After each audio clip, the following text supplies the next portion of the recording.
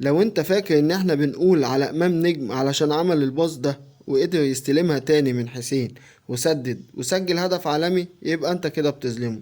امام نجم عشان هو افضل لاعب في مصر بيقدر يعمل اللونج باص بالملي. طيب بص على اللونج باص اللي جاي ده لمعلول.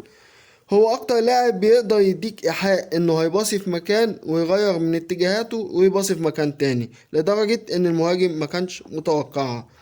هو افضل لاعب في مصر بيعمل فنتات انه هيسدد ويقدر يعدي من مدافع. طيب بص على الفنت ده كمان. طيب شوف الحالة دي، هتلاقيه بيتحرك ازاي في المساحة الفاضية، بيدور على اي مساحة تكون فاضية عشان يقدر يتحرك فيها. هنا خد مكانه في المساحة الفاضية لكن ما اتلعبتلوش. يزهق؟ لا ما زهقش، حاول تاني.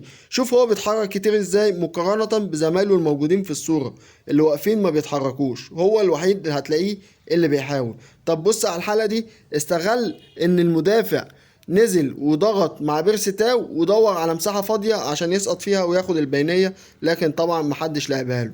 بص على الحالة دي كمان حالة الهدف التالت اللي من ضربة جزاء. تحركه ده اللي أجبر الراجل إن هو يلعب له البينية أو السرور العالمي ده، وهو استغل ان اللاعب جاي مندفع المدافع وقدر ان هو ياخدها منه ويلعبها لمعلول، ومنها راحت لحسين اللي قدر ياخد ضربة جزاء من كورة كانت ميتة خالص.